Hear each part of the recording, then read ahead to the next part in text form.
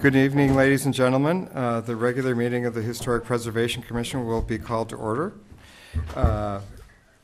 for February 8th, 2018. Roll call. Chair McCready. Here. Vice Chair Akins. Here. Commissioners James. Here. Convery. Here. Quinn. Yes, here. Commissioner Hill is absent. Thank you. If you'll all rise, I'll lead in the Pledge of Allegiance. I pledge allegiance to the flag of the United States of America and to the republic for which it stands, one nation, under God, indivisible, with liberty and justice for all. Thank you. Members of the public wishing to address the Historic Preservation Commission on items appearing on the agenda are requested to complete a speaker card and file it with the Secretary prior to the start of the Historic Preservation Commission meeting. Cards are available in the Council Chambers lobby. All comments should be limited to 3 minutes unless additional time is granted by the Chair. Speakers should state their name and address for the record and must direct their comments to the Chair, not the audience or press. While the Historic Preservation Commission is in session, members of the Commission's city staff and members of the audience are expected to maintain order and decorum and to obey the orders of the Chair. Thank you. Museum representative. Oh, we do? Oh, does that come first? Oh, Yeah, sorry. if we have one. We do have a public communications card tonight. Don Theding.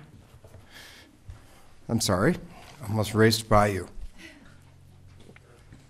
I think I have one for everyone.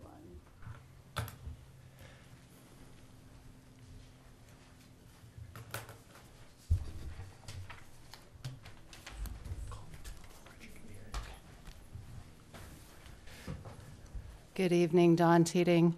I have a number of comments tonight on a number of different items, so I've tried to summarize it into one page, and I'll just be covering the comment at the top right now, and then go to the others during the other agenda items. So I just wanted to call to your attention our wonderful city website. So the HPC, I'm sure you all know, we have a great website for the Historic Preservation Commission. And I have 3 requests related to the city website. The first would be to update our walking tour of historic downtown Ojai. So the last revision of the walking tour map is dated October 2011. And so there have been a number of changes, the addition of the historic district.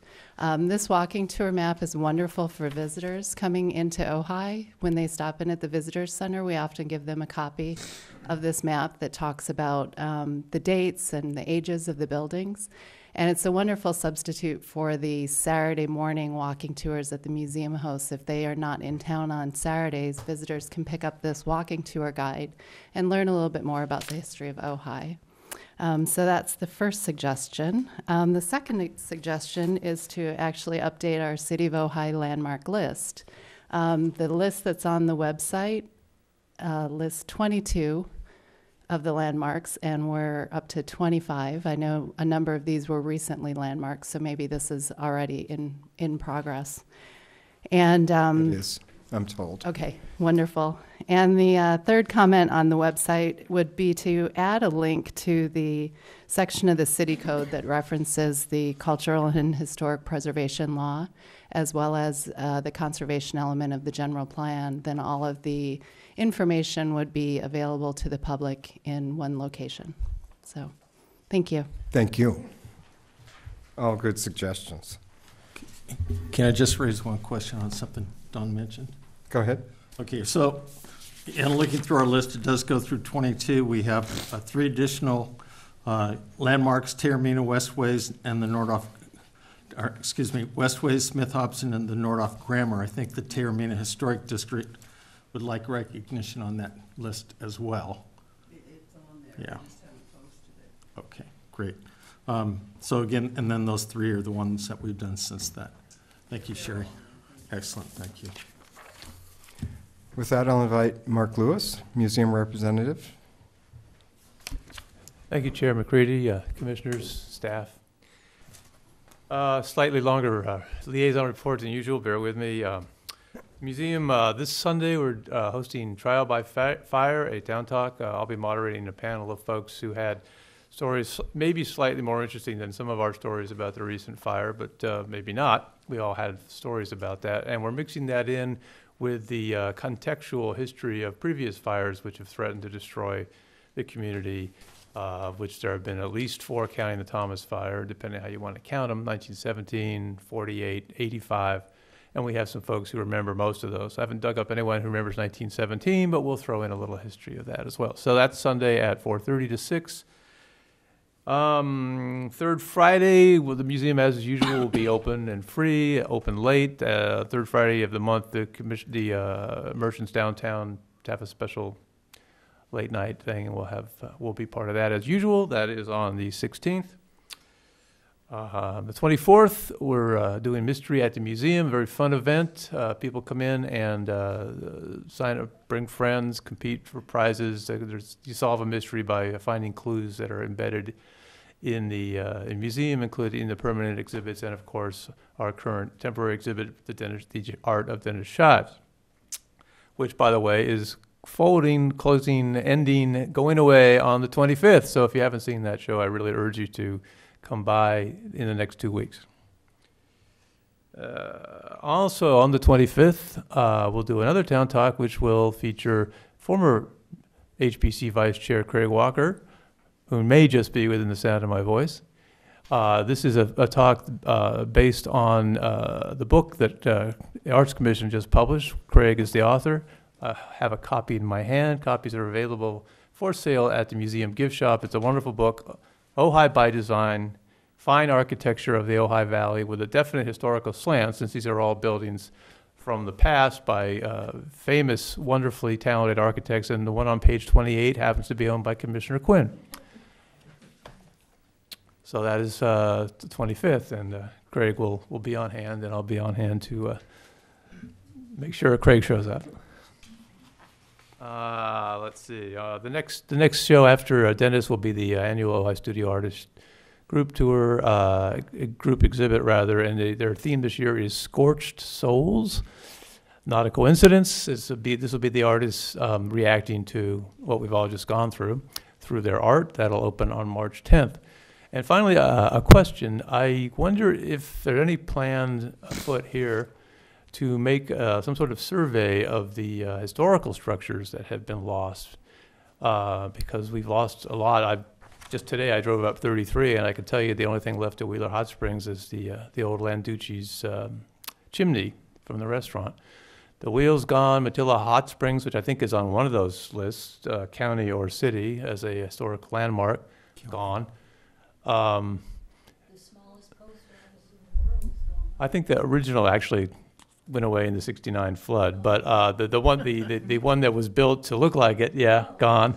So twice burned, the smallest post office in the world. I know the Amestoy House in the Upper Valley, that used to be, among other things, where the High Valley Theater was, Irish Tree. In other words, I wonder if there's any systematic attempt, and certainly I think the museum would be interested in helping out and knowing about it, to survey what was lost, because I think it's considerable.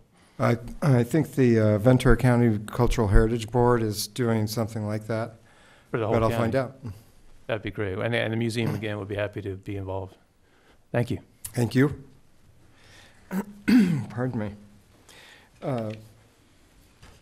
At this time, I'd like any of the commissioners to disclose any ex parte contacts they may have had regarding any of the items on the agenda tonight. Okay. Thank you. We need to go over the minutes of the November 9th, 2017 regular meeting. I've reviewed them. I don't have any comments. Are there any other commissioners with comments or changes at this time? Oh, no. I didn't. I believe I submitted an error in writing to some of the commissioners. Oh. The minutes. Regarding these minutes? I did see that email. But it, I sent out an email Go, to, not me. Ms. Dupuy, to the microphone. I I had sent out an email regarding another matter, but in looking at the minutes, I had found a mistake in the minutes. Go ahead. Should I tell you what it is? Yes. Okay.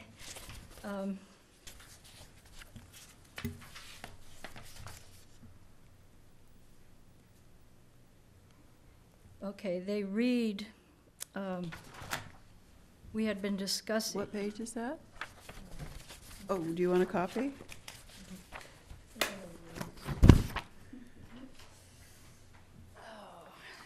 Thank you. Dawn was talking about establishing a historic district downtown. And she had mentioned from the museum to, let's see if I can find it. Yeah.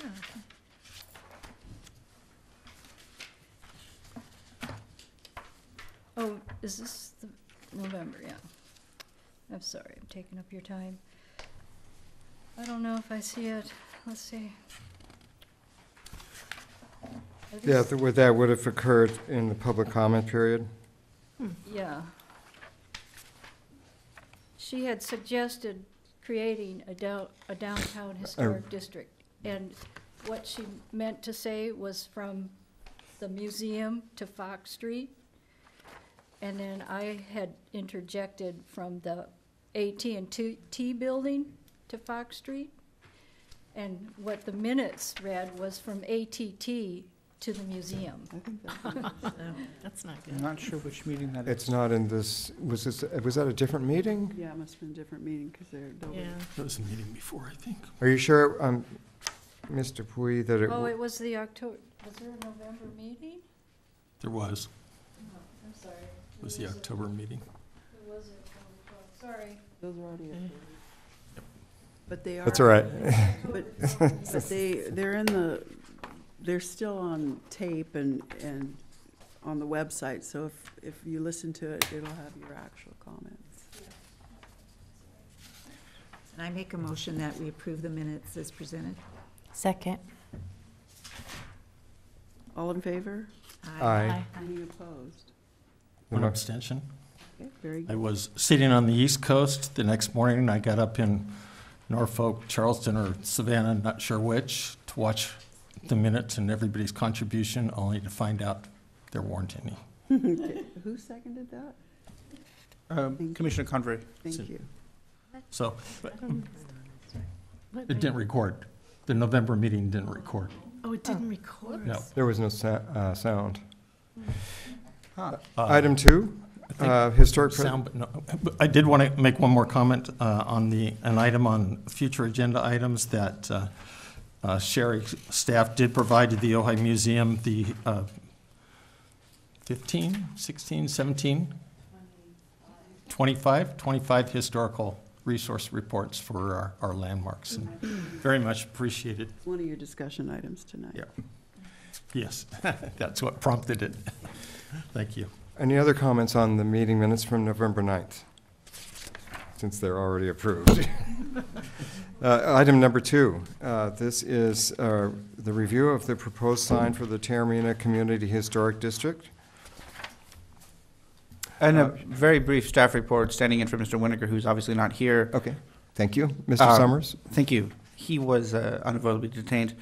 The item before you is back before you again with a slightly revised sign, proposed sign with the colors and materials in the packet, and I believe the physical mock-ups on the dais there, but I'm not sure if that's this sign or is that another sign. I apologize, that's another sign. So in your packet, you've got a mock-up with the color as planned, and then also more easier to read text, and then 2 proposed text versions.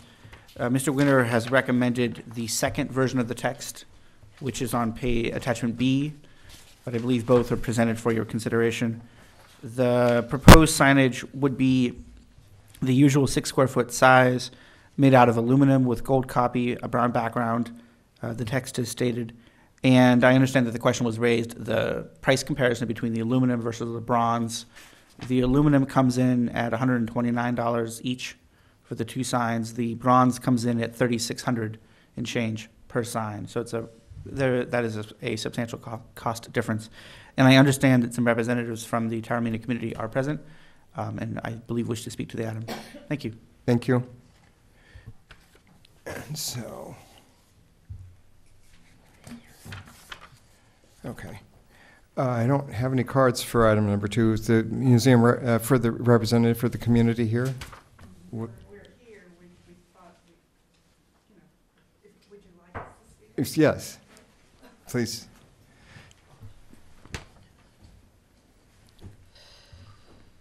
I thank you all for considering this again, and I hope you see some wording that you feel good about. Can I ask you to identify yourself, please? Oh, I'm Trina Grantham, 66 Taormina. Thank you. Sorry.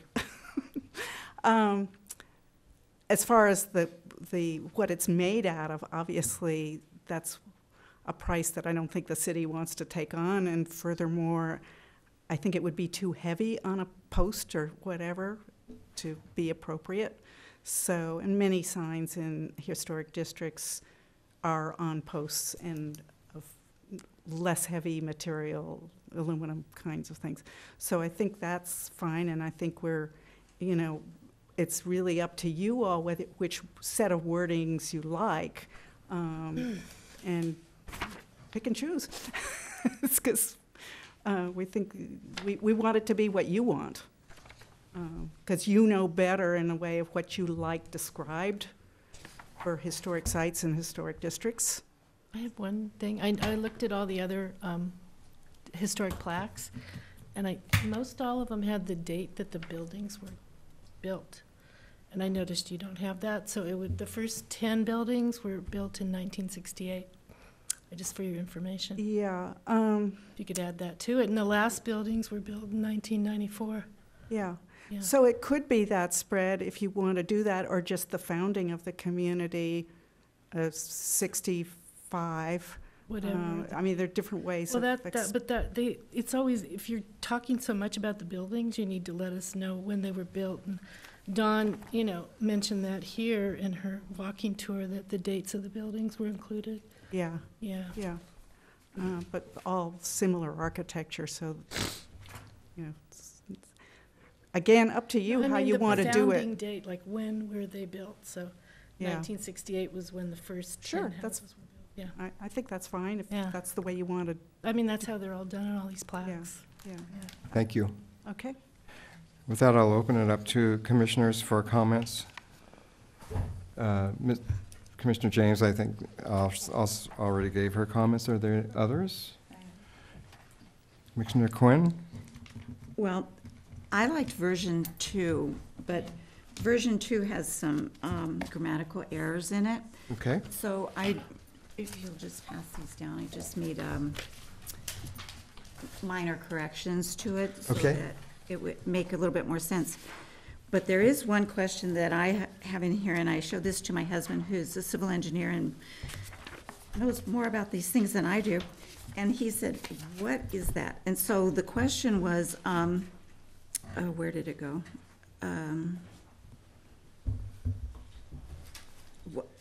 He wasn't sure, and I'm not sure, what it says: roof featuring overhanging hipped gables intersected and covered with wood shakes or composition shingles. We couldn't get really a good picture of that. So maybe somebody can explain to me what was meant by that?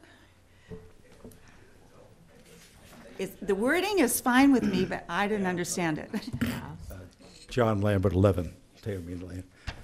The original houses were all built with shake cedar roofs, cedar shake roofs. They have a hip at the end of each length of roof that comes down at a particular angle, which virtually all the houses have, the vast majority have at this time.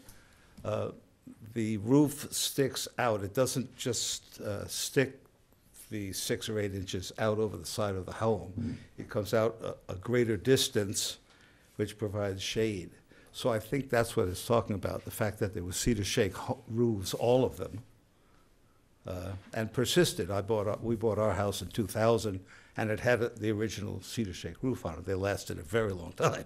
So I guess my question is, it says gables intersected and covered with shakes. So I guess that's the word. So I'm wondering if maybe there's a way to say it that's more. Yeah, it's the fact that it doesn't, it's a continual line that hips and comes out. Okay. But there are two parts that intersect underneath the roof line. Oh, And then roof the itself. shakes continue. That must be what it says. Okay. That particular wording comes from an early description of the homes, which was copied by the historical research people. So that's the ideology of how it got there. This is their language? Yeah. Okay. Well, it's fine with me. But that's what I think is trying to refer Also, to. are the wood vents decorative, or are they also practical to let air in? No, they're and- practical. They were Well, yeah, it's because it provided shade during all parts of the year. And most of the homes had 3 round holes put in every 6 feet or something like that, which allowed air circulation through the attic area. The attic. And this would provide shade to those also. I mean, it was very practical. And today, in our 106-degree days, you could just sort of nuzzle up to the house and be in shade.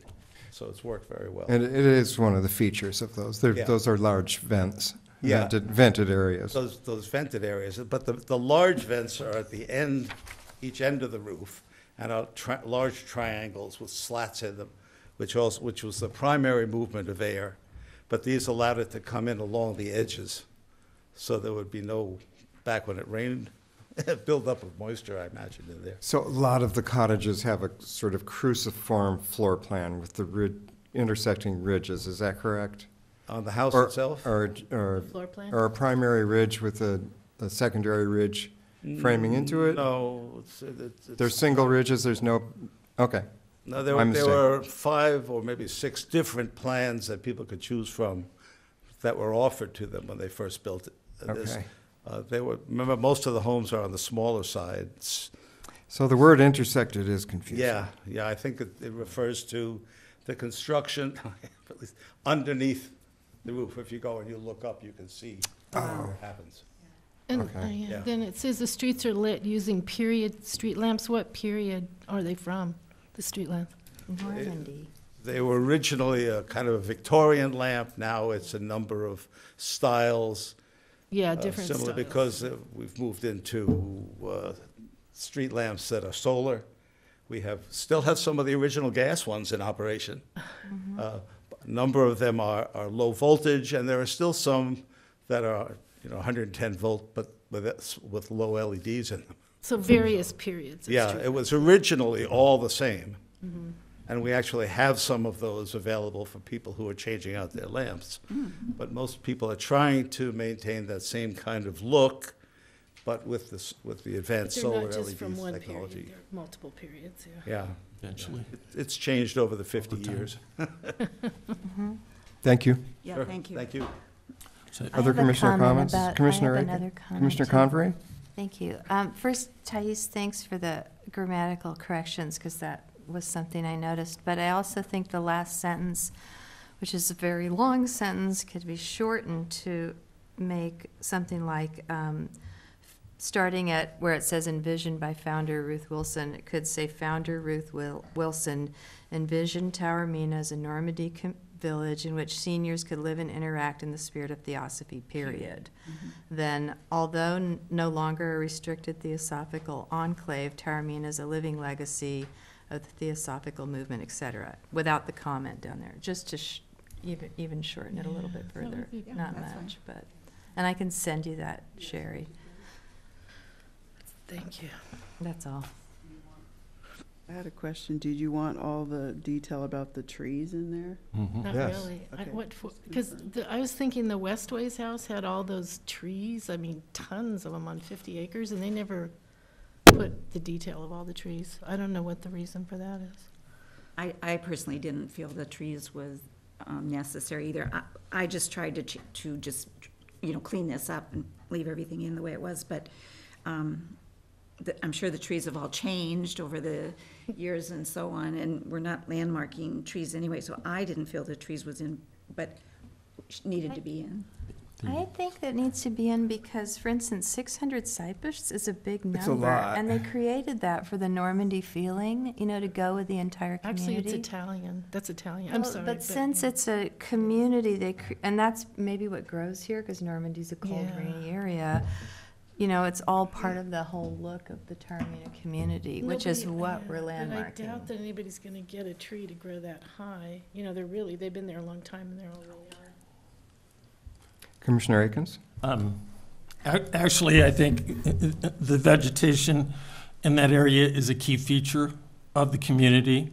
I mean, if we said, oh, well, let's just strike the 600 trees that were originally planted at that time and take it back, we just have any other tract in the Ojai Valley. Is it okay if I ask I John to have step 5 up? of those originals on my property. Yeah. So that's still growing all around. And the comment about the trees, we added in at your suggestion. Yeah. So the verdure of this community is part of what the ambiance is, so. Okay, so I have more comments. So thank you on that, John. When Trina and I met with Matt before not Summers, before the last meeting in trying to get this going, the question came up. Originally, in talking to Matt, it was only going to be located clear essentially away from the Taormina on the street that you can actually go up. And that now I'm happy to see that there's, because that street, you used to be able to go up it, and now it's only a one-way going towards you rather than you're being able to go up it. The sign that has been established, it's probably still there, maybe it's disintegrated in the last couple months since I was there, is right at the entrance. And the issues with Matt seem to be the locating signs on public or private property, which I didn't understand because I think every historic site we have, other than perhaps buildings that are publicly owned, such as this, are on private property. And I appreciate that we're now showing 2 locations for signs, one for the one that's down there at the end, the one that we talked about and had questions about at our meeting a few months, and then another that's going to be similar in feature to where the Taormina, whatever that material is that's disintegrating is. So I'm happy to see that. I'm also pleased with the size of the sign, 2 to 3 feet, because this is a historic district, not a singularly historic house. And I like the changes that were made. There were a couple commas in there that were bugging the heck out of me. But I do like the fact that, and I peeked over at the mock-ups that we have here, or maybe those are the actuals, that in some place it would mention that the houses were begun in 1968 and finished in 1994. Again, I was looking at the 2 signs that we're going to talk about later, and they start off with, and this date, the person who owned it began this sign. So I'd like to see that 1968 to 1994 included in the language somehow. And the 1994 houses were actually built by a certain architect, too. I don't know if you want to mention that. I don't think we're, Okay, I think the verbiage is enough. getting long. But, Other yeah, thank you comments? for the dates. Are there any other comments from Taormina community? Approach. Back to the trees, if you do want to make it shorter and have fewer trees, we certainly had, one of Ruth Wilson's visions was lots of trees, and she planted a lot of trees.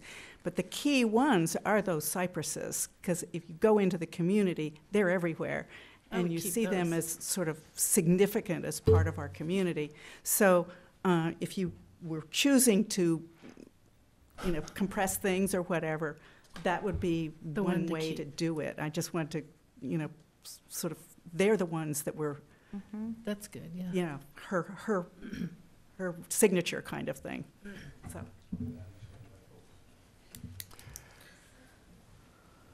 With that, I will close the comment period on this item. Do we have a motion?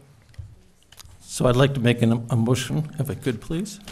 I'd like to move that we go with the modified version number 2 that was suggested by Commissioner Convery, that somewhere in there, the 1968 to 1994 building information is included. If you could make that amendment to what you wrote up, and that we move ahead with the aluminum sign. That seems to be in agreement with everybody. It will last much longer than most of us alive today. So your motion is for To do version 2, version 2 modified as we've discussed. modified by Quinn and Convery. Yes, Okay. please. And Valerie, too. And Valerie, yes, yes. Everybody but me. That's why I'm making the motion. Do we have a second? I second. Roll call. Commissioners James, Yes. Convery, Yes. Akins, Yes. McCready, Yes. Quinn. Yes. Motion passes. Thank you.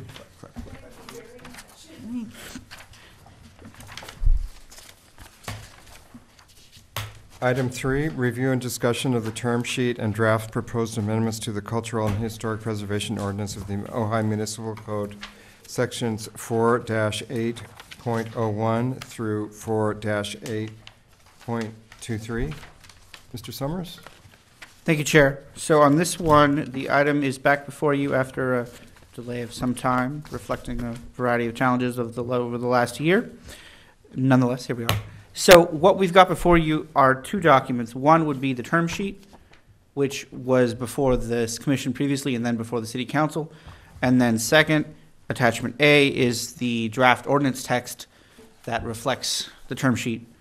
And the intention for tonight's discussion is to allow an opportunity for the commission and the public to have had the chance to review the materials and to provide comments on suggested further revisions for myself and Mr. Winiger to take. In addition, if you haven't heard yet, the city manager has made a hire. He has hired a gentleman by the name of Luke Connolly to be the new community development director. We're very excited to have him on board and for everyone to meet him. And we look forward to having his input as well into this as one of the first items on his desk once he joins the city. I believe he starts, Sherry, February 25th? 20th. What is that, 2 weeks? So one suggestion would be, if the commission's ready, we can move this forward to the council, but if there's suggested changes you'd like to make, I'd appreciate hearing those changes. Then we can go back and make them, and then also would provide that opportunity for the new director to have a chance to input as well. In addition, of course, to taking comments from the public.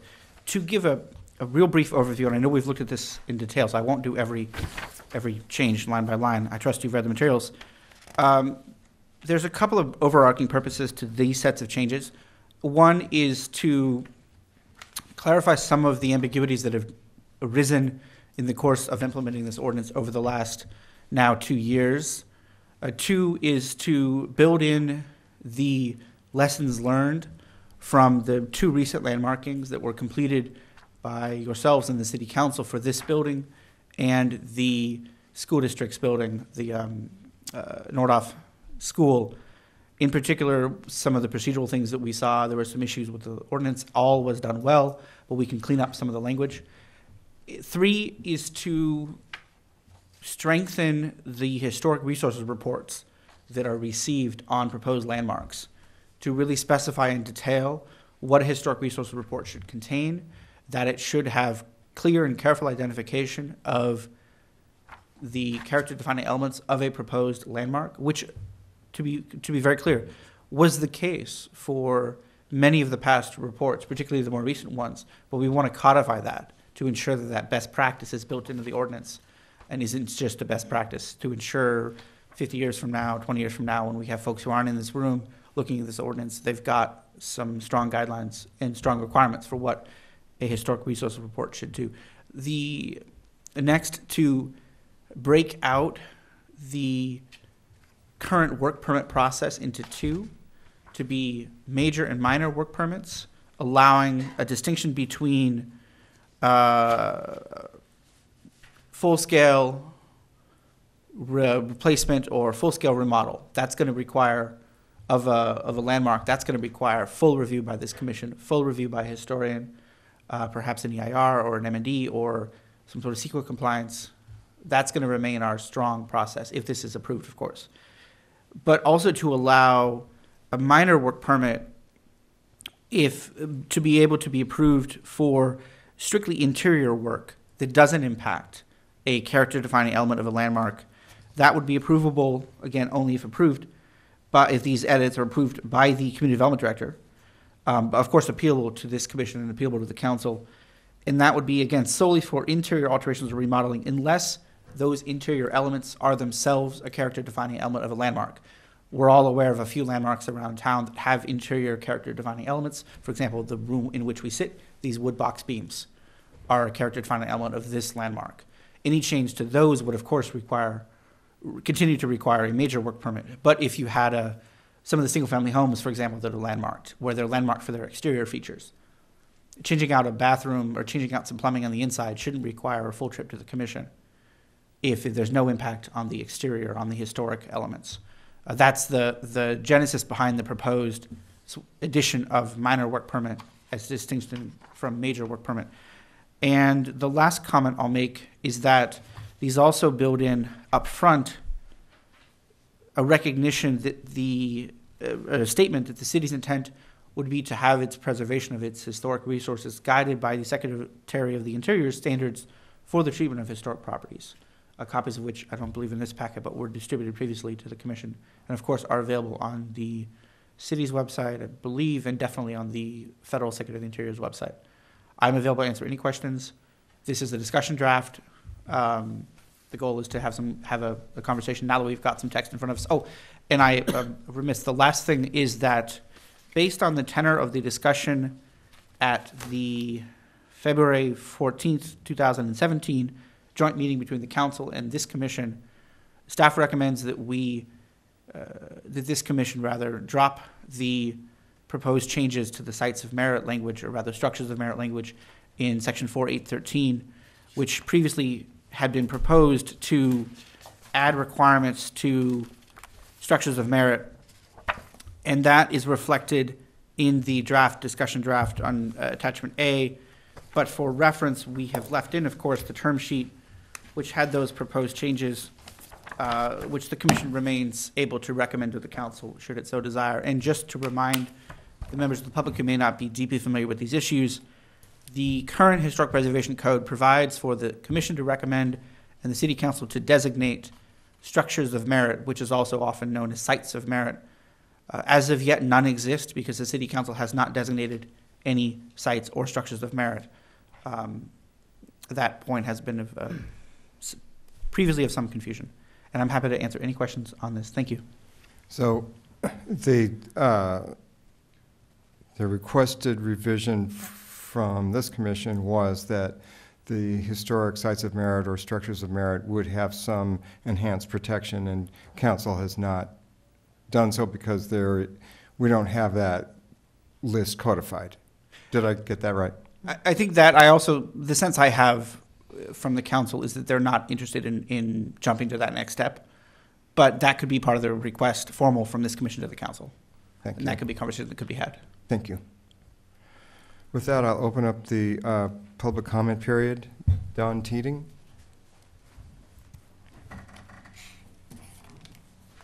Good evening. After hearing that introduction, I actually have a couple additional comments to what I had handed out on your paper earlier. So under agenda item number 3, I have a new comment that's not on your list. The first one is regarding language that was added that calls out requirements for, it's beginning section 4-8.15 regarding the permits for work, where it calls out the requirement that it must be visible from the public right of way. I would contend that whether or not something's visible from the public right of way doesn't make it any less historic. And so I would encourage you to reject that language that has been added. My second comment, what you have before you is a copy of the general plan policy from the conservation element. I just took a little cut and paste. And it reads that the city shall attempt to preserve all historical buildings, resources designated by the city council, and shall strive to identify and preserve potential historic resources. I wanted to underscore the identification process. The next step down is a copy and paste from section 4-8.05 of the municipal code that states, for evaluation, the Historic Preservation Commission shall be able to inspect and investigate any structure in the city which they have reason to believe should be landmarked. I underscore that because repeatedly I've seen historic resources reports come through Planning Commission that have not been reviewed by this commission. And I do not understand why that happens. Why there's a consideration for a historic designation on any building that you have not seen. When I query that question, the response I receive is because it's not a landmark building. Well, the goal of the HPC is to identify. You've been tasked with that. And so I think there needs to be a way, I'm kind of looking at a higher level of the current ordinance and its changes to make sure that the Historic Preservation Commission has the ability to review all historic resource reports. That would be one recommended change. I'm not seeing that in this language that we have before us. And I think, again, it's critical to the preservation of Ojai's resources that the experts be reviewing those reports. Typically, the reports that come in are paid for by the applicant. They are not an arm's distance away, and so often they may, I'll just say, be slanted and maybe incomplete. And I think a third party who is expert in historic preservation should be allowed to review those reports. And again, on behalf of the city, that would be the HPC. The second comment on that would also be to require HPC review during the permitting process for structures listed as sites of merit. And I haven't thoroughly gone through this language to see if that's included in this version of It is not. Okay. So that would be another suggestion that anything, any activity, permitted activity that's going to involve a site of merit also go before the HPC. New third edition, section 4-8.04 is to add a definition for site of merit. I'm not seeing definition for site of merit in the current revised ordinance. And then the fourth comment, a higher level comment based on what the city attorney had described there, whereas something like a bathroom change out would not have to go before the HPC. I understand in theory why that is, but I would encourage you to ask who is making that decision when a minor or major modification affects a character defining feature. I would encourage that person be a historian and a qualified professional in history, and may not just be the person sitting at the planning desk making that decision of whether or not a change affects a character defining feature. Thank you. Thank you. That's a good point. Craig Walker?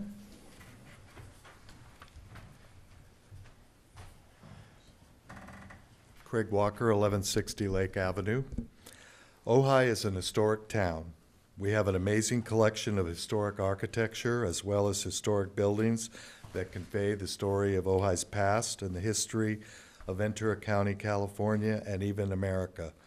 To be protected, a building cannot just be old. It must be shown to be historically or architecturally significant. There is a list of criteria that must be met to establish the building as significant. Under the city's ordinances, it is the HPC's responsibility to, as Dawn said, identify and advise the city on protecting these historic resources. The city's general plan mandates that the city must, quote, strive to identify and preserve its potential historic resources. Not only its historic resources, the designated ones, but the potential ones. And the potential ones are the sites of merit, basically. Those were set up to reflect the potential. So it really is stated in the city's general plan to not only identify but protect those potential resources. Potential resources are buildings and sites that meet the criteria for designation but are not yet formally designated. The HPC is charged with investigating buildings to determine if a landmark exists. The ordinance should help the HPC to identify and preserve these resources. When an historic report is required of a developer, it is for the purpose of determining whether the building is historic. But in many cases, this evaluation is made by the Planning Commission as part of a more general review. Many of these projects never come before the HPC. Yet it is the responsibility of the HPC to identify historic resources, and so projects requiring a historic report should be referred to the HPC for evaluation and possible identification as a landmark or other resource. That process should be spelled out in the Historic Preservation Ordinance, which it is not currently. The general plan mandates also that there be no demolition or alteration of designated resources without review. Effective safeguards should be in place to make sure the historical significance of the property is not diminished, even in a cumulative manner. A landmark property should be able to withstand long-term pressures for development. If we allow a wall to be taken out this year, a different style of roof to be applied next year, and so on, in 25 years the landmark will exist in name only. The Neff Lounge is a good example. The cumulative effect of what has been allowed over the years has destroyed its historic significance. Please include something to address the problem of cumulative impacts. Preservation should be done according to federal, state, and local guidelines. This is a key point. All procedures established in this ordinance or by the Commission should be consistent with the Secretary of the Interior standards. This will make it more easily defensible in court against both property owners and preservationists and make expectations clear to all concerned. The suggestion included in the draft that alterations to non-historic buildings on the property that affect the significance of an historic structure only be reviewed if they are visible from the public right-of-way is inconsistent with the Secretary of the Interior standards and a step backward from what is currently exists in the ordinance. The Secretary of the Interior standards has a whole discussion of how new construction must be evaluated in terms of impacts to the historic buildings, regardless of their visibility from a public right-of-way. Our current ordinance also requires you to evaluate new construction and has nothing to do with visibility. In the case of the Ojai Valley Inn's Neff Lounge, you would never be able to evaluate anything having to do with buildings and structures built around the Neff Lounge because the whole building is not visible from a public right-of-way or the street. So I would recommend that that be removed along, I would agree with Dawn about that. So anyway, I know my time is up here. I would also agree with her that sites of merit should be reviewed. They should be protected because the city's general plan does say that the city is responsible for not only identifying but also protecting potential landmarks, and the sites of merit lay those out. I would also recommend that when the HPC is finished making its recommendations, that all of it go up to the State Office of Historic Preservation for them to provide input to evaluate these changes in light of the Secretary of the Interior standards to make sure that everything is consistent. So thank you very much for listening. Thank you. I want to thank Mr. Walker and Ms. Teeting for their comments. You guys are great supporters of ours and tireless watchers of the work that we do here. With that, I'll open up the commissioner comment period. Do I have comments or questions? I have some Mr. questions. Okay, I tried to short circuit this, but by going back and looking at what you discussed in November, but of course I couldn't. So just some questions in going through this. Can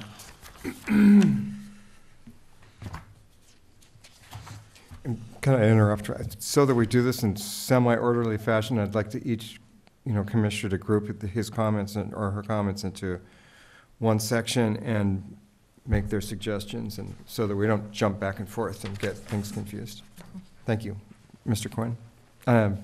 Akins? Mr. Quinn. Sorry. I'm not sure how to respond to that. I'm sorry. So, well, first off, 4.8.003 Historic Preservation Commission, there's the last sentence in that, Excuse And me. what page? did- 4.8 Speak slowly. page 1 of 17. Thank you. So, attachment H, page 1 of 17, section 4-8-03, last paragraph. In lieu of appointing members to the Historic Preservation Commission as set forth in this section, the council may designate the Ventura County Cultural Heritage Board to serve as the city's Historic Preservation Commission. I don't see that ever happening, and I'm not sure why this sentence didn't disappear 20 years ago. It's a historic, it's a historic sentence. It has continued to exist. I also don't expect that the council would turn this back to the county. We can recommend striking that. Yeah, I see that. In talking, I see, visible from the street, it's interlaced all through here. You can see that it's a change because of the insertions everywhere. To me, they use the example of the Neff Lounge. To me, the most telling example is the Libby House. Mr. Shamshuri, when he came to us to make some changes on the back part of the property, again, the Libby House, city landmark, very important, came to us on the back part of the property, not a part of the property that I've ever seen, no matter how slow I go up and down Foothill Road and try to.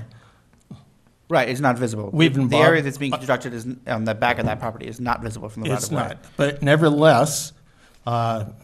Shamshuri brought those designations to the Historic Preservation Commission, reviewed them with us, and I'm just wondering if that would have been a requirement, or if he could have done just pretty much whatever he wanted on that back part of the property if we inserted this sentence. Could I address that?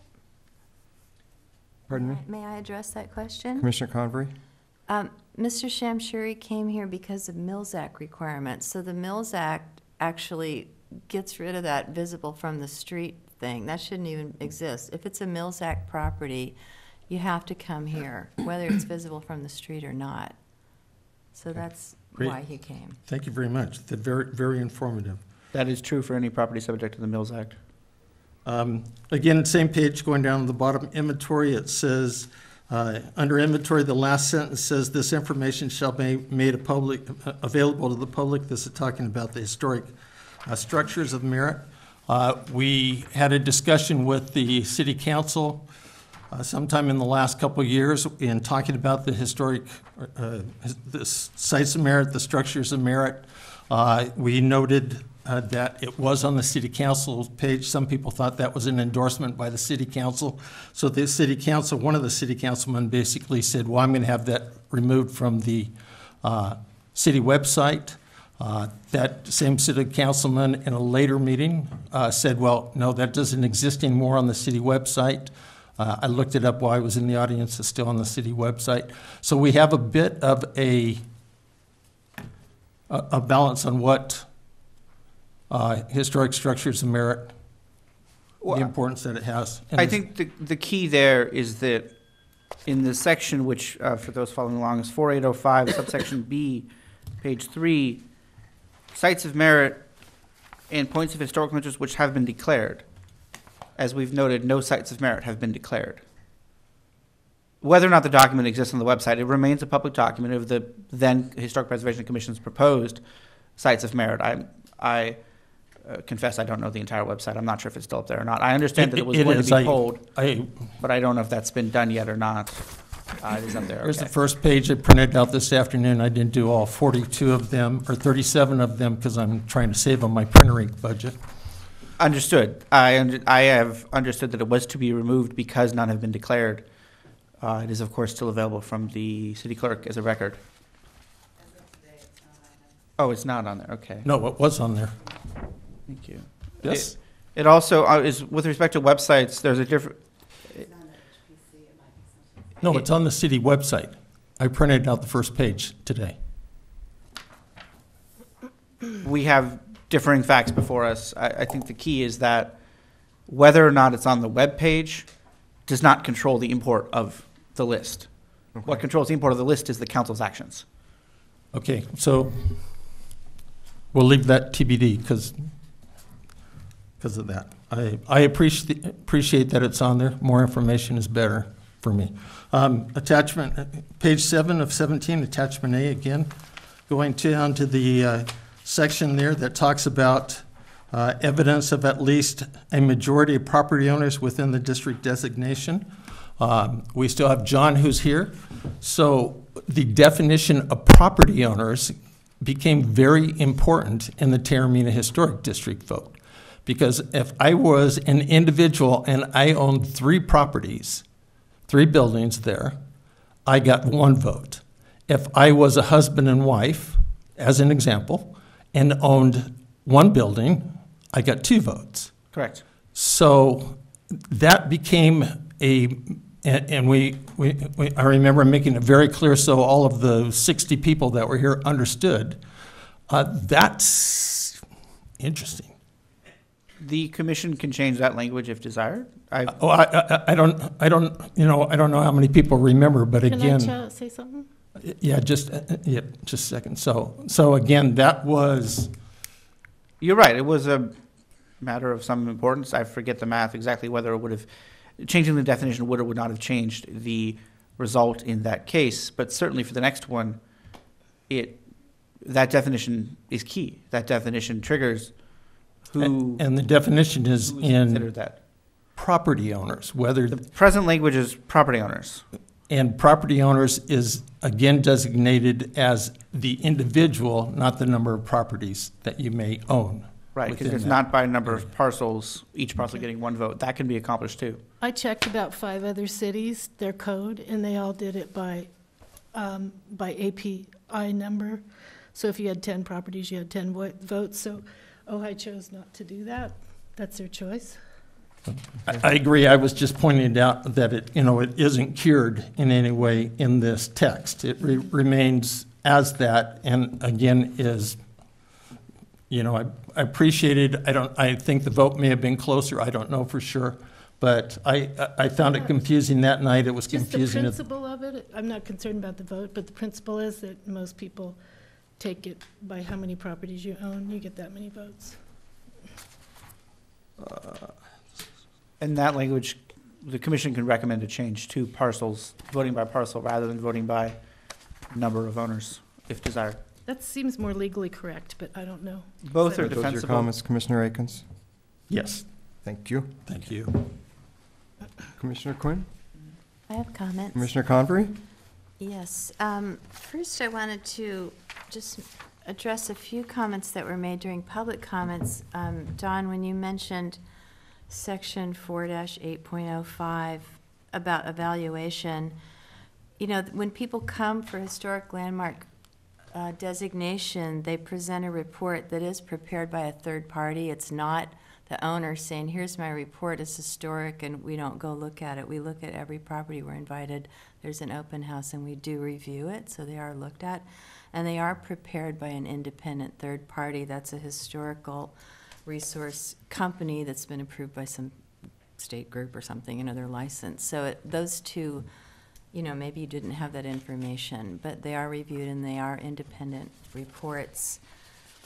And Craig, I wanted to say about the Neff Lounge, that was a good example, but it was so convoluted. You were on the commission at that time, and the commission unanimously voted no on making those changes to the Neff Lounge, which was then overturned by the city council. So maybe there should be language in here that if the HPC is unanimous, the city council is bound to honor that. How's that for a thought? Because what's the point of having an HPC if the city council totally ignores it? True. That was a big issue. And pointing out that the Neff Lounge has been eroded over time in some kind of insinuation that there hasn't been an effort to protect it, which you didn't make, don't get me wrong, but there's a reason that it happened, and the reason is generally dollars, which shouldn't determine what happens to historic property. Protecting it from developers, which is the point you were making, I think. So just that might be language we want to include. If it's unanimous here, it should be honored, or else just get rid of us, frankly. So there. So backing up to the attachments, I wanted to go to page 3 of 17, evaluation. I think, Brian, you brought this up. The Historic Preservation Commission may inspect or investigate a structure which the commission has reason to believe should be declared a historical landmark. I think we need some parameters. Otherwise, we can just barge into anything and say this could be a landmark. You know, it's kind of Russian. So I think we could say parameters being, but not limited to anything built prior to X date. For instance, I don't know what, I'll just say 1950. 50 years is Just typical. hold on. Sorry. And we could also say, also not limited to, but including certain architects of note. You know, I do think that we need to have some parameters there. Otherwise, it's just wide open. We could, you know, it's a loaded gun, and I've had that loaded gun pointed at me around here, so I don't want to have that happen to anyone else. Can I make a comment on that? I'd like to let Commissioner Convery Okay, finish, go and then ahead. we'll move to. I'll just make a note. Yes. Yeah. And then I wanted to, in several instances on this report, and I just picked one on page 12 of 17, but it's almost on every page, this application for a work permit for minor work. And it doesn't spell out whether it's for a designated landmark or a historic area. It's just requesting or requiring a minor work permit that you need to provide a historic resources report, and yet it doesn't differentiate which exact property. If it's a minor work permit for an existing landmark, there already is a historic report. If it's a minor work permit for a property that was built before X date or by X architect, maybe it's not a landmark and therefore there isn't a report. But requiring a historic report for a minor work permit puts the burden on the homeowner or the property owner, and those reports cost thousands of dollars. So if you're going to spend, $1,200 doing a minor repair and you got to spend $5,000 creating a report, that is a hardship. So I think we need to, for instance, at least on page 12, say for landmark properties, or we should not provide a historic report for minor work. We did have somebody in here last year, I think it was Richard Keats, and he had an older home, and I don't remember the exact details, but he came in to speak that he was being required to create a historic resources report, which was going to cost more than the work he was doing. So that is my main issue with the language in all of these changes. It keeps asking for that a historic report on minor work permit. Am I wrong? A couple of comments on that, if I may. So, Mr. Summers? thank you. First off, the distinction into limiting minor work permits to landmarks, that is in page 10. But we can make that clear. There's no harm in adding cross-references. Mm-hmm. That's in 4.815, that a minor work permit is only required before work is taken on a landmark, then the interior alteration limits. So that's Okay. there, but the fact that it wasn't obvious is a problem, so we can add that. Can there be language back there on page 10 where it says the the existing historic resource report must be referenced? That or also exists. Provided? It's Yeah. in there? So that's also here, but again, it may be buried. We can make it Because bigger. I think, for instance, when Mr. Keats was here, there's a lot of confusion about what's a historic property for people, and they go and they look at this and they panic because in several instances it's not spelled out. It's just you need a report if you're going to fix anything. Right, so that can be spelled out further. The requirement is on page 12, about halfway down. Application for a minor work permit has to include either a copy of the existing historic resources report or else a new one. Yeah. So if there already is one, then they can just rely on that one. But if there's a landmark, there already is one. Mm-hmm. In most, if not all cases. I believe some of the older landmarks may not have a report. But the older ones are all public property. That's fair. So I think for the people of Ojai who have older homes, they're going to not like this, or it's going to be very difficult and confusing. And I think it's harder for the inspector and the people who issue the permits to really, differentiate. We can more cleanly call out, because this section for 816 melds together the requirements for major and minor work permits. That's easily separated into a clean description. Okay. Major and minor work permits for landmarks. Right. For So the landmark. assumption would be that a report exists. Is this what you're saying? That's my understanding, that we would expect one to exist, but I can't guarantee they exist for So all if landmarks. it doesn't exist for a landmark, as you said, some of them do not have them, they're public buildings, then the city should be required to create that report before any work is done in this instance? Well, the requirement would not fall on the city, it would fall on the applicant. Well, the applicant would be the city if these are public buildings. Not all the right? public buildings are owned by the city, Okay. Oh, we found that out. as we've learned. I think Chair McCready has more on this minor, but I don't know if you're Can I ready make to one real discuss quick that. clarification on Mr. Keats? Commissioner Akins? Mr. Keats, because he came in here and had some disagreements with the Historic Preservation Commission, as well as airing those disagreements with the city council. Mr. Keats didn't get caught up in the historic sites of merit. He didn't get caught up in the landmark. He got caught up in a citywide survey that was done prior to, Craig would know how long it was ago. 2011. It was longer than that, perhaps. I think. And so that's what he got caught up in. And so when he came to us, complaining about the things you're talking about, we didn't catch him up in that. So. Yeah, but it was So I think it was there's just other things. confusing. Yeah, there are other I things don't that are remember catching his people up. issues, and I know it was more complicated, but he didn't understand that, and I think this language is really vague. It's clear over here, and then it becomes vague, and then it changes. And So- that way he would then understand what he needs. Clearly Go ahead, additional Mr. Summers. Thank you. Clearly additional clarity is necessary. Thank you. And that is definitely doable, because if the members of this commission who are deeply involved in these issues are finding lack of clarity, then a member of the general public would be doubly confused. So we can clarify further. Okay. Do you have I more? think Craig Walker wanted to respond to something I I'd said. like to I was get gonna through the finish. commissioner comment period Yeah, first. thank you. I'm leaning back, so. Mr. James? You were talking about the lack of clarity too, about, see, it's hard for me to, it was about the criteria for historic, was that what it was? Then when I was interrupting you?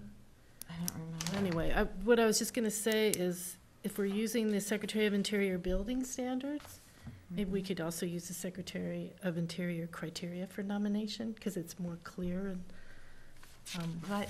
But I also think it should be specific to and Ojai, specific, yeah, more specific and more clear. just more specific all across the board. I agree, I had that written down, that's why I was trying to interrupt you and say that. Can I say one more thing? Yes. Okay, on the page 2-17, it says a historical district is identified in reference to its character-defining elements, and I looked it up online, and I think again, to be more clear, it would be defined by its historical and architecturally significant elements. Because otherwise, character-defining, it sounds like an HOA. Yeah, sort of.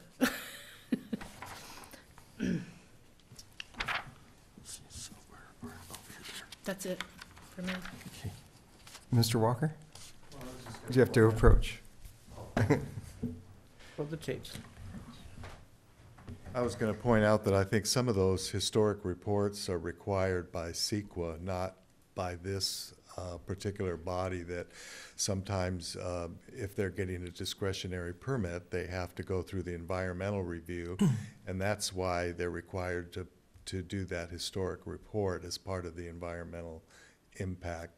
And that was my point too earlier, is that this is a good opportunity for you to identify and protect truly historic buildings, so it should come before you.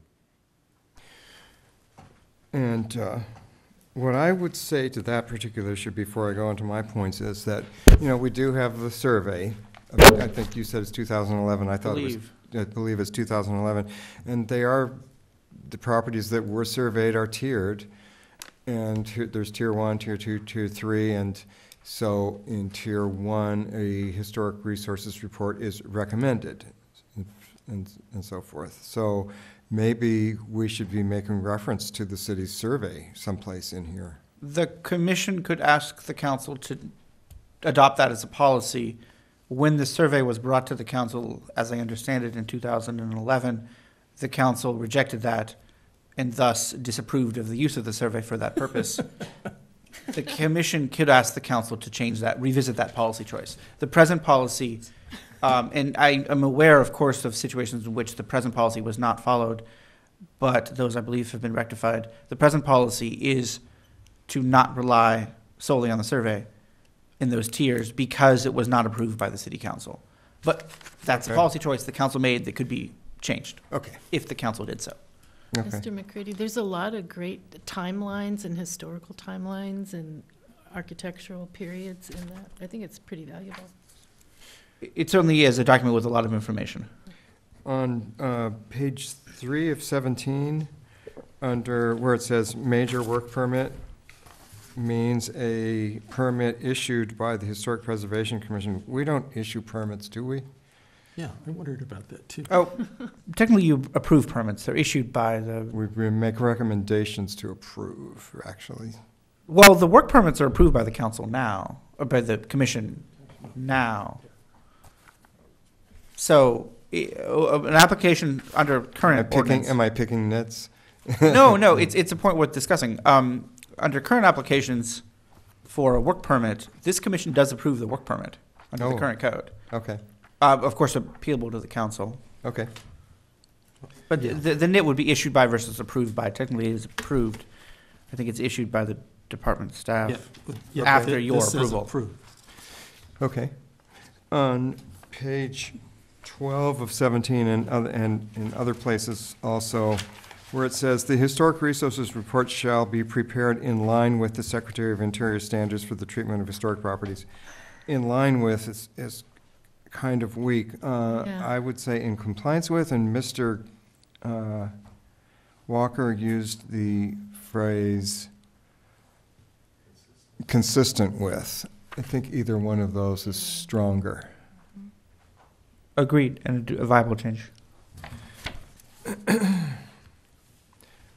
I think those are my comments. I'll open it up to the commission one last time. Commissioner Akins? One more quick thing that I wanted to compliment changes on because of going through the landmarking process with the Nordhoff Grammar School. Long, lengthy. I want to compliment in section, it starts at page 5 of 17, attachment A, section 4-8-07, criteria for consideration of nomination, that we have limited it to just going to H, because those are the items that it should be measured against, and then the other more administrative things have now been taken out as part of the criteria and just put as additional points of importance. So, because that, some of the things that were in here were misconstrued, but took a lot of time in with people misconstruing themselves. So again, I'm grateful that I, J, and K are now just points in here rather than one of the, I think, 11 different areas for consideration. Mr. Summers? Thank you. This is exactly one of the changes developed from the experience we had with the Neff Lounge. And to anyone who may be focusing on that particular landmark, The Nordhoff? the Nordhoff Lounge. Neff was a long time. The Nordhoff School, Open that one. the landmark designation recommended by this commission and approved by the city council relied on all of the criteria, I believe -1, and thus is fully defensible. That said, these revisions are recommended to make the language a little more clear and to directly reflect that A through H is a menu of criteria to consider.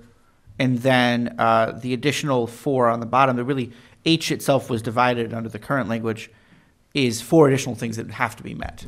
That it have integrity, that it have interest for the general public and not merely a special person, that it not require the expenditure by the city of too much money, not too much, but rather an amount of money not commensurate with the value to be preserved, and that it not infringe upon the rights of a private owner, which are not in conflict with the purposes of this chapter. So, And thank you. actually, I hadn't concluded my comments. So back to the issue of landmark properties and the review of permit applications for non-contributing or contributing structures on the property. These comments were also addressed by Mr. Walker and Ms. Teeting. I share their feelings that this is too weak. Now, do we comment it in the term sheet section of this conversation or in the review of the ordinance? I think at this point, we comment on the review of the ordinance in that language is on page 10 in 4815. This, the present language is recommended, is staff's recommendation for consideration by the commission. Okay. The commission can change it. And the present language requires, and this will be for major work permits, any of the actions for a landmark or for any non-landmark structure on the same parcel as landmark that is visible from the public right-of-way, and then the actions are construction, alteration, relocation, or demolition. The commission could change those qualifiers. The other options would be just for the landmark, nothing regarding structures on the same parcel. The other would be the landmark and any structures visible from the landmark. That was a language previously considered. The other would be something a little more amorphous, the landmark and any structures affecting the landmark. The risk of amorphous language is that it allows you to flex to match situations as they arise. That is also the risk, the benefit and the risk are the same, in that it can flex your review as necessary to deal with particular situations. The risk, of course, is that there would be grand fights and perhaps difficult to resolve fights over what would affecting mean. Of course, affecting is the current language, hence the recommendation to not merely maintain that language because it's not terribly well defined. Arguably, anything could affect a landmark, and maybe that's not what the commission or the council would wish to go. The other option would be simply a landmark and any other structure on the same parcel. Bearing in mind that for some of our larger parcels, that may be beyond what the council would approve, but of course the commission could recommend that. That would be my recommendation. All right. Are there other commissioner comments? Well, I'd like to respond. Quinn? You just said that would not be my recommendation. Because I own 2 landmark properties and I have buildings on there that are not historical. So if I wanted to make a change to it in compliance, to go through all of this, it doesn't make sense. And I'm not the only person, as we talked about already with the Libby House and so on. So my recommendation, it has to be a case by case. I don't know the wording that we would come up with, but that it has to be case by case rather than just say all. Can I respond? Commissioner Convery? I'd have to double check, but I think in your case, well, for instance, when Mr. Shamshuri came here, he was building a new structure on a Mills Act property, so it had to be approved and in line with that construction. But when you have a building, like a shed or something, on a landmark property and you repair it or fix it or do something, you don't need to address the Mills Act situation because it's not part of that. Do you know? Correct. Am I wrong? Or? Only now if we change it, then we would What do have you to. define change, though? By saying every structure on the property. Oh, yeah. Because that's, But that's a conflict with the Mills Act. exactly. It's on top of the Mills Act. The city has the power, notwithstanding the Mills Act contract, to require, if approved by the council, review by this commission of any work on the same parcel as the landmark. That is within the city's power. And I think with this, as Mr. Walker said, this derives from language or verbiage in the Secretary of Interior. Secretary of Interior standards. And so if we want to be consistent with that, and I think that is in response to larger campuses of historic buildings. And my experience on this commission is that when smaller items like that come before us, they come with a recommendation from the community development director to approve because they're minor. And I mean, it's fairly it's a fairly easy ride for minor improvements or changes to the historic properties that we've seen in the case of Mr. Shamshiri. I mean, he's been very cooperative. There were changes to the kitchen that he proposed, and they flew right through. So I don't think of it as that burdensome. May I respond? Commissioner Quinn? So, and I'll admit to Mr. Walker and everyone else that I've not read that section of the Secretary of Interior since I landmarked the last property. But at that time, it had the wording visible from the public, whatever, right-of-way that it says. And we discussed it here in the meeting about some of the buildings on that property. So I'm only saying my personal experience, which would not be affected by it. I believe that I think we need to look that up, that the wording is not what Mr. Walker says, but rather that it affects only, because one of the examples it gave in there was that you could build a swimming pool if it's not visible from the street without having to go through all of this. So I just think we should compare and contrast before we make a decision. Because my recollection, which is now like 2 years ago, is that the wording that we have here is consistent. Perhaps we should put together side-by-side comparison of present language, options for proposed language, and the interior standards. Put that on a clean, easy-to-review sheet and bring that back. Yes. I think this reached sort of a sticking point here, and it's because of our recent experience with the campus of buildings at the Right. Chaparral, the grammar school. So this obviously is a focus. And this is one of the more critical sections in terms of this language impacts what requires a review by this commission. And bear in mind, when you're considering the realm of landmarks, we have large campuses, some publicly owned, some privately owned. We have small structures, some publicly owned, many privately owned, many single-family homes that are under the Mills Act, which of course would have to comply with both this ordinance and the Mills Act contracts that are in place. There are also at least a few that are not Mills Act, that are privately owned. One of those is a larger campus property.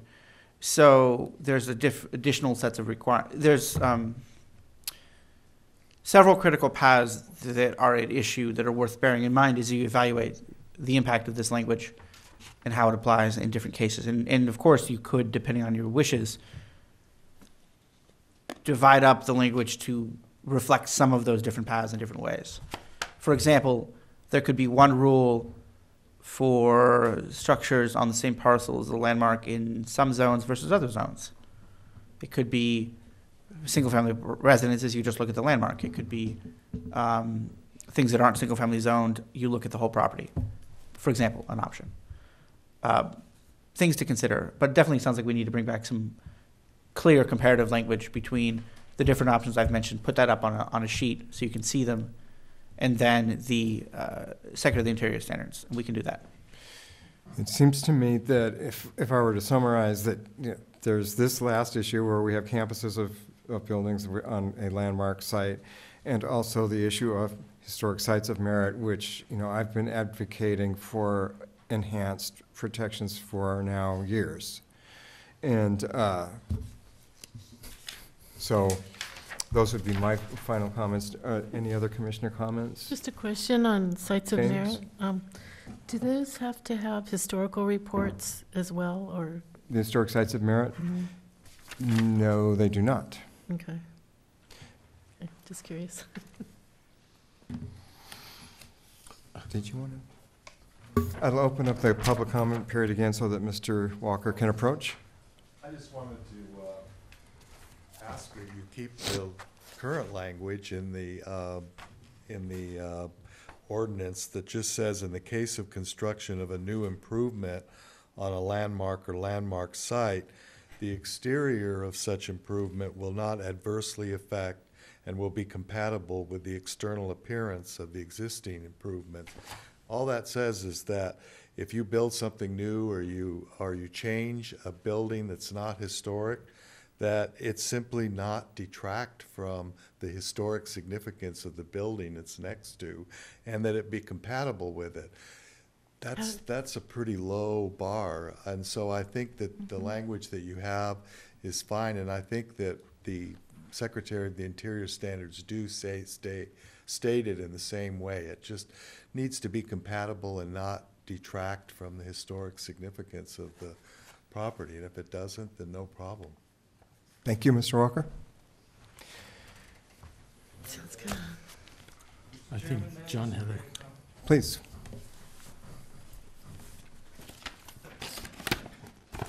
Sometimes I'm getting older. John Lambert again, Tammany Lane. I just want to thank this commission. I've been involved now with two different historic preservation activities. One was rather precedent-setting in terms of the historic district. The other one had some unusual qualities to it with the library, Friends of the Library building, that it was somewhat historic in parts. When we first came to the city with the idea, and I'm speaking now in terms of the Friends of the Library, with the idea of this being a historic part of Ojai, we wished to make sure it was recognized and maintained as such. However, we had a very strong need to rebuild this building so that it met current codes. We ran into all sorts of problems in terms of we were told different things at different times and required to provide things which later we were told we didn't have to. So I just want to say thank you for dealing with the minutia and the micro parts of all of these things that have built up over the many years, so that those of us here in the great unwashed that simply live in Ojai and don't understand most of this stuff, and we come to you, we'll be able to get information that is fairly consistent, recognizing there are plenty of shades of gray in all of this. It takes a lot of work on your part. It takes a lot of time just sitting here watching what's going on, and this is a fraction of the iceberg that it takes to make all this happen. So I'm basically here to say thanks. Well, thank you. On behalf of those of us who've been through this before. Thank you. Thank you, John. All right, so I think we've got our comments. Thank you very, very much for reviewing. And if you are sitting at home and sitting with your packet, call me or email me. Always happy to appreciate additional comments or corrections or suggestions. And then I will bring it back. I can't promise you the date we'll bring it back because, like I said, we want to get the new director's eyes on this as well. Okay. So it might be in a couple months, yeah. Yeah, a month or two. I'm not entirely sure. Can I just make one quick? Before we finish that item, Commissioner Akins? Yeah, just real quick. Again, looking at the historic structures of Ojai, and Craig will remember this night well. It was February 12th, 2013, when Craig made this presentation before the City Council 5 years ago. And I believe this was the second presentation that you did. So to echo what Chair McCready has said, it's been going on for a long time. Thank you. Item 4, topics for the special joint meeting of the City Council and Historic Preservation Commission on February 13th, 2018. Mr. Summers? Thank you, Chair. Speaking of moving forward with preserving at-risk structures, the suggested topics that you would consider for your joint meeting with the City Council next Tuesday would be the annual budget request, which could include funding for a historic resource report for another one of the potential landmarks, either those on the draft sites of merit list or else another structure that the commission would feel is appropriate for preparation of a historic resource report and evaluation of potential landmarking. And of course, any additional topics that this commission would wish to discuss with the council. Also, the agenda for that meeting is on the dais in front of you. Thank you. Yeah, that just came out this afternoon. Are they doing the, this thing that we just went over, that? So I would Yeah, I can't think this. The term sheet? The term sheet. Are they Oh, no. doing that at that meeting? No, that is not on the agenda for the Okay. 13th. That will go to the council after this commission makes a recommendation. Okay. With that, I'll open up to the public comment period. Don Teeting? Good evening once again. Just two comments on the recommendation for review of potential landmarking. Both I've mentioned before during meetings. The first would be the Boyd Center. I always like to stay local and that the city evaluate their own resources that they have. So I'd highly recommend that we start with the Boyd Center. And the second one being the recommendation to look at downtown Ojai as a historic district. I think it's critical. We have numerous buildings that exist that if the look change, Ojai is going to change, and we pride ourselves on that look, and that look has really been unchanged for 100 years. If you look back at the postcards, the only changes you see are the cars, and maybe some of the trees are gone, but more or less the buildings have stayed the same. So I would recommend at least examining the area starting at the old AT&T building, which is on the west side of Blanche Street, and extending down to Need Bakery, which is just on the west side of Fox Street. Thank you. Thank you. Elise? Elise DePoit, Ojai. I'm here to also recommend the HPC look into landmarking the Boyd Center. I think it's imperative at this point with the report that came out from the rec department. I don't know if it was a year ago or 2 years ago, that it could possibly be eliminated as part of one of their plans, or so. Anyway, I think it is threatened in some ways, and I think that the city should get it landmarked as quickly as possible. My second recommendation is also what Dawn just recommended, and that is forming a historic district downtown.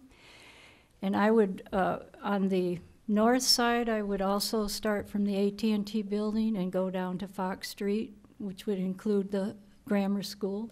And on the south side, I would start with the library and go to Fox Street, which is the Need Bakery. That is the central district that, you know, began to be developed in 1917 through the 1920s, and I think it's very important. We saw just several examples this past year of structures that are historic that were being redeveloped for reuse, and like the Cleaners building and the one across the street that's going to be a restaurant. That, you know which one I'm talking about? And I don't think either of those historic buildings came before your body. So, and there was always questions about what the guidelines were for them. And the one on the north side apparently were under the guidelines of the arcade, what's it called? Plaza guidelines. Yeah, but Mr. Summers said the Cleaners building was not under any guidelines, which is really surprising. Yeah, and shocking. Mm-hmm. And so I think that was a good lesson this year, the importance of landmarking the whole district that I just outlined as historic. And the other thing that it might just be coming up now is there's discussion on Facebook about murals again in town, and I don't know exactly what the ordinance says, but I think there's a lot of murals now in Miners Oaks, and they're very much appreciated, and people are talking about murals in Ojai again. And the Art Commission has a possibility of one in their project list.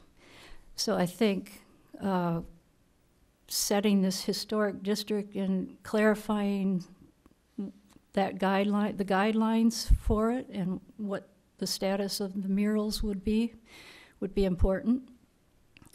And I believe that just not too long ago, some people from Caltrans came, and they're even talking about looking at the historic district of our downtown. So it's a very important place, and I don't need to reiterate the importance, but so I think it definitely needs to be a historic district.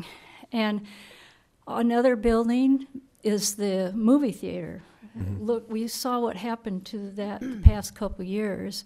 If it had been landmarked previously, it might not have suffered as much trouble as it has. So, thank you. That's Thank my you. recommendations. Thank you. Craig Walker?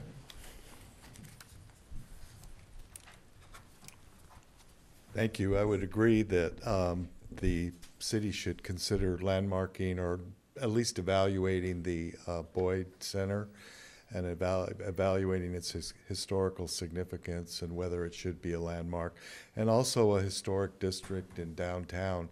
I was part of the lawsuit. I was a witness at the lawsuit for the theater.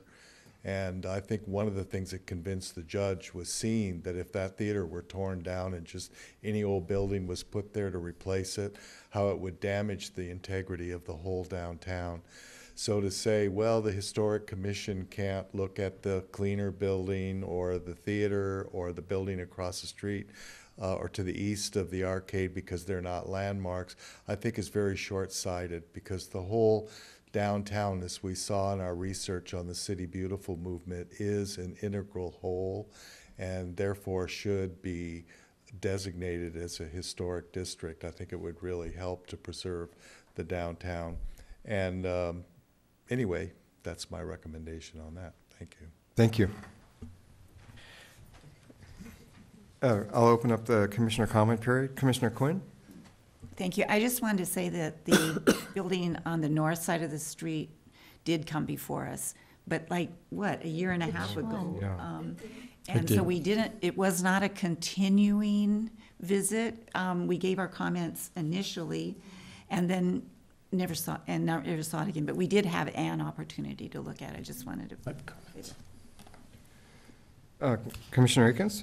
Okay, so, yeah, just to echo that, that part did come before us. It was all in part of the land swap, and it really was found to have really no historic, although interesting things have been there, no historic basis. Thank you. On the Boyd Center, so we've been chasing down the Boyd Center issue for years. I attended multiple Park and Resources meetings when this first came up, when the plan came out showing the new building with the Boyd Center is just a dotted line. I talked to Sophocles multiple times. He still thinks I'm probably still haunting him in his dreams. The mayor has stepped in and put the weight of his position behind that. So Sophocles' answer was, Brian, you and I will be dead before this amount of funding ever gets anywhere close to the outskirts of the Ojai Valley. It's just something we put in there for planning purposes. We're working on the parts that are outside. So that was pursued for a year or two. And then in one of the commission meetings and talking with the mayor, he said that he is firmly on the side of protecting the Boyd Center. It's going to happen. It's not going to get demolished. It's not going to get taken out. So with he and other people in Sophocles guaranteeing that it's not going to change, I feel reassured that that's not the priority that it once was when it was just a dotted line. So again, they're very sensitive to that. The Parks and Rec, and especially the mayor, has mentioned it in council meetings too, that he fully supports the protection of the Boyd Center. As for the arcade district, and going along with items that I thought we might talk about in our Tuesday night meeting was, and the mayor in the meeting Tuesday night when they were talking about setting priorities and protocols for setting priorities, kind of threw a bit of a aspersion to the HPC and so as far as the arcade, the historic district for downtown, I think that is something that, again, just my thoughts based on what happened with the Nordhoff Grammar School, that we beforehand get together and fill out the council and what their wishes are, and that we do it as kind of a, with the support of the council rather than us doing it independently. So I think that might be something that we would talk about Tuesday night in our joint meeting on how the council feels about us possibly moving forward on doing a historic downtown district. And also, I would wonder if we wanted to raise the issue of kind of getting a debrief or lessons learned as long as we're meeting with the city council on the handling of the landmarking of the Nordhoff Grammar School. Again, just to get their feedback on maybe things, lessons learned that maybe we could have aided in helping bring a little bit more peace and cooperation between all entities, although I'm sure many people think we were the fomenters of that. And as for murals, I can tell you firsthand, David Mason hated the idea of having murals downtown. Just throwing that out there. Talked about it many times, so for the record, for my sharing, thank you. I think what might be nicer would be some kind of Spanish tile that goes along with the, Spanish tile. If we're on topics for the, About murals. He was talking about murals. No, I was talking about Tuesday nights. yeah, we're getting off topic here. We're Well, you on, just talked about murals. I did. Yeah, and I was just saying a nicer I was idea. just throwing in a historic. But it might be, a nicer idea might be some kind of tile thing, Cool. okay? Commissioner Convery? Sorry about that. That's Hi. right. No, you're fine. Thank you. I would like to add to our request for the special meeting that we do consider landmarking from the ATT building to the dry cleaner, or even, or past Azu, Fox Street. Need Bakery, thank you. But I also want to add a little bit of South Montgomery Street, because there's the dry cleaner on the corner, then there's the fire station and the building next to it, and those buildings are still intact. So I think we should drop down to South Montgomery. And also on the Ojai walking tour historic building, there are a couple of South Fox Street buildings on here. So I'd like to add that little portion into the section. And I think that should be the historic downtown. It doesn't just have to be a straight line. I'd also like to request a budget item to do a report on the Boyd Center Historic Resource. But I want to take a look at that report, because just doing a historic resource on the building and its architectural characteristics isn't really the whole point of the Boyd Center. The Boyd Center was built by the Boyd family to honor their son who died in World War I, Jack Boyd. And I think it's the story of Ojai, it's the story of place, it's the story of honoring our local soldiers, and that's what's important about the Boyd Center, not the roof line or the windows. And if we start taking away buildings that people have built to honor our stories of our residents, that's a huge part of place and historic, and that needs to be part of that report. And I don't know that conversation has come up in discussing the Boyd Center, because that really is the importance. So I really want to point that out to the city, why that is an important issue. I agree with that. If we're historical preservation, we should also be preserving the history, making it important. I think that's all I want to add. I can't think of another thought for our special meeting. Commissioner James? I already said it. I would like to definitely have on our agenda that we discuss the status of our historic sites of merit, and I noticed from the minutes of last year's joint meeting that I brought it up then. Mm-hmm. So maybe I'll use stronger language on Tuesday. Chair McCready, I did have another thought that I forgot. Commissioner Convery? On the Pasadena City website, there's a link for their HPC and their historic issue that takes you to a completely new website about the history of Pasadena. It's fantastic. And I think Ojai would really benefit from a historic website. Right now, there was a comment somewhere in here about listing the agenda item and how hard it is for people to read historic reports and agendas. And I think it would be really beneficial to the city of Ojai to have a link from HPC that goes even to the museum. I mean, it could connect to the museum. That's just a cut and paste thing, a software thing, simple. And it could go to the museum and the history and some of David Mason's reports there. That's in fact the next agenda item. Again. Yeah, it's the next. Commissioner James? Oh, is it? Okay. In reading the historical survey, I guess people don't like that, but it had a really nice history of Ojai, if we wanted to include that. Thank you. Commissioner Quinn? I'm not sure this is appropriate, but I would like to discuss with the council the commissioner vacancy that we have here that I was has gonna- not been addressed. I was going to bring that up Okay. later on our agenda. Okay. We good? With that, we'll move on to item 6. Oh, 5, I'm sorry. Discuss whether historic resources reports for designated landmarks should be posted on the city website. Mr. Summers, did you have Hey, comments? Just briefly, Commissioner Convery, I think, stated it all quite well. This is, the questions, would you like to direct that the city's website have copies of the historic resource reports for the 24 designated landmarks in one designated historic district on the website? I think that's the question. Okay. I agree with that. 25 and plus 1. Can we? 25 plus can- 1. Ms. Teeting, You had the speaker's card? public comment period.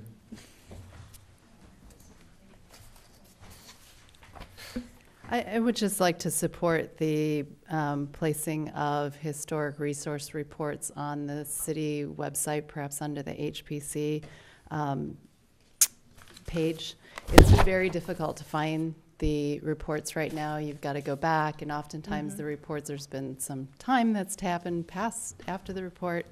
And I just think for the public and ease and access, I mean, at a minimum, all the landmarked ones should be on this, accessible via the city website, PDFs put up. There's been some question about whether or not those should be publicly available, and I'm not understanding that question because they already are publicly available. They go into your packets, they go into council packets, they're put on the city website, so they are publicly available documents. So I urge you to put those on the website. So thank you. Thank you. And just to confirm, in case anyone's confused, those are public documents, without question. Commissioner comments on item 5? Akins? I'm the one that brought it up, so, That's why I have your name here in red. yeah. I agree that we should do it. Okay, so the reason I brought it up is not because I oppose it, but, so we have this nice city, we used to have a nice City of Ojai landmark list. Remember that? It used to have all kinds of information. It used to be this way instead of this way, because it had all kinds of good information on it. And all of a sudden, one of our prior commission members decided that was just too much information. And so I came to a meeting and I raised the question saying, what happened? And they just felt like, well, there was too much information on our landmarks list. And so now, well, it wasn't quite that bad that much. And so now all of a sudden we have 25 plus 1 historical reports that Sherry was kind enough to send over to the museum. And to me, and Commissioner Quinn could advise on this, to me, although they're public documents, the same public documents that made up this information, we've in this way restricted information, and now we want to put even more information out onto the same website that hosts what used to be ours. It just seems like we're at odds with each other, and I stand on, as I did before we truncated this and enjoyed all of the information on there, I stand for more information as opposed to less information, but I'm just trying to figure out which shoulder we're listening to at the moment. I looked again at other cities' historical websites, and they had incredible reports that were really helpful to read, you know. Oh, I love them. Yeah, and I learned a lot by just reading them. Any other commissioner comments? I have a comment. Convery? Can there, on the sites of merit or list of landmarks, can there be a link? It's very simple to do, but it's also a budget issue that links straight to that report for each Great. person. So that, I mean, I've done a lot of searching online for buildings in Ojai when I've, landmark properties, and it's a lot of digging, finding into things. And the museum website is also great, but there should be I would think a link to the museum website with the history, a link from each property to their historic report, a summary at the head of this that explains to the person what it's all about, what a landmark property is, how you can learn more. You know, a visitor's kind of an issue, which to me is sort of a separate historic website like the one Pasadena has, which you can link to from the city website, Yeah. which I think should be discussed at our special meeting because it's a budget issue. It So also they helps should be people tied like yourself together. that have houses, so you can learn about how to, you know, landmark your house or what, some of the other houses. So, Go ahead. with regard to the vacancy, I'll just make note that Mayor Johnston and I and Councilwoman, We on 6? no, I'm still on this item because you suggested that we talk about the vacancy. Councilwoman Francina did interview applicants. We had 2 solid applicants, and my expectation is that we will have a 7th commissioner very soon. And in fact, on the agenda on Tuesday's council meeting, as item 6 is the ratification of the recommended appointments from the mayor, specifically Gina McCatton. Who happens to be here. Happens to be here. And has been attending our meetings for quite a long time, waiting for this to take place. So, yeah, that's item 6 on the meeting here Tuesday, up for the council's ratification. Just a little background on perhaps why this took so long. If you've followed different things, there has been, on the part of the mayor, who's the one that controls this, filling this vacancy, and you've seen it in other things. I think you saw it in our meeting a year ago that we held with them. The mayor had, for cost savings and other items, wanted to allow the commissions through people leaving to go from 7 to 5. So that was one of the things. The other thing was the composition. Currently, you can have up to 3, but not more than 3 residents that are non-city residents. That was a part of the city council meeting for 3 different meetings. I was at each of those and finally came before the city council, and they decided to go with the 7-member commissions and a split vote, I believe, and to go with the 4 and 3. So that's, I think, part of the reason why this vacancy has been around so long, because they needed to get that item before the agenda. And, you know, it's just not as important as water, so. With that, item 6, Historic So I Preservation think Commission, I'm sorry? Do you mind if we took a vote and get direction whether you want those posted or not? The historic reports on item 5? Can I make a motion? Item 5 is, Posting the historical reports Yeah, I didn't Okay. get online. clear direction if you want it or not, and I'm happy to do it, but Consensus would work if not a formal motion and vote. Is there an, Are we consensed? I Yes. agree. all those in favor? Aye. Aye. Aye.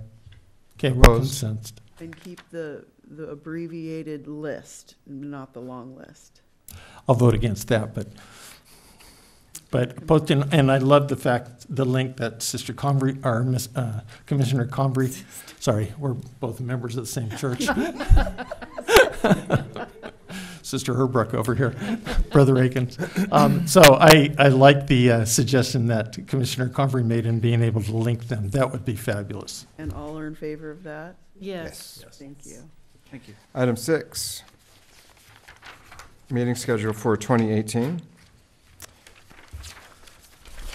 Before you is the meeting schedule for the year as proposed, following the usual schedule, with a couple of at least initially identified agenda items. Of course, as applications come forward, I don't believe there's any presently pending, but as they come forward, those will be added to the agenda as well. Thank you. Are there any commissioner comments on the schedule of meetings for 2018? You're forewarned with all the dates here. That's great. Very good. Future agenda items, item number 7, Mr. Summers. Before you, future agenda items, we've got, of course, next Tuesday is the joint meeting that we just discussed. We'll be bringing forward the topics as recommended in item 4. And based on what I'm hearing, I think we'll order those as historic resources report for the Boyd Center, historic resources report for the Downtown Historic District, sites of merit, and I think the vacancy will be solved. And then, as you know, those meetings tend to be fast. Coming up after that, March 8th, Tuesday, would be to begin the budget discussions. The following meeting on April 12th would be to finish up the budget request, if necessary, if not finished up in March, and then consider, assuming that the council acquiesces in the request to add something to the list, either of those, the Boyd Center or the downtown report, that would be an opportunity to have a discussion on that initially. And then on May 10th, we would be looking for reorganization. And that's the current list of proposed items. If an application comes forward, then that list will be adjusted as necessary. Thank you. And also in your packet is the information regarding a couple of training opportunities. May 14th to the 25th, 2018, the 26th Annual Fundamentals of Heritage Conservation Summer Course, which I believe is at USC's School of Architecture. Mm-hmm. And also the California Preservation Conference up in Palo Alto, That sounds fun. May 17th through the 20th, 2018. And as you're considering the budget request to make to the council initially at the joint meeting and then through the budget process, bear in mind these training opportunities. Thank you, Mr. Summers. Thank you. Matt, a question for you. On the webinars that are shown here, do you know expense-wise? Oh, the intermittent webinars here. You know, I confess I do not know what those costs would be. Anybody have a guess? Are they that expensive? I mean, I love webinars. I can stay in shorts. Just sometimes webinars are free. Well, that was my hope, so I'll check it out. I think, yeah, we can check it out, and certainly staff, we can work on getting some answers. Could we ask for the Palo Alto one in the budget, or is that already in the budget? Or- We have to request it. It's got to be requested. Okay. Certainly, I'm that can be interested in that. requested. That's a big wish there. You can go on these websites and. Yeah, great list. Thank you. There being no further business. I have a Oh, question. Commissioner Convery? Sherry, did you put this list together? The webinars and classes? Thanks. Very It's really good. good. Yeah, Very good, thank you. Do we need to do anything with those? There being no further business, the meeting is adjourned. Thank you. Erwin, do we need to do anything with those plaques? I don't think so. They're just completed. Oh, okay. I was thinking of tile murals. What do you think of those? It's Oh, what on the It buildings? wasn't clear, yeah. We're but still I think on. those can be really pretty.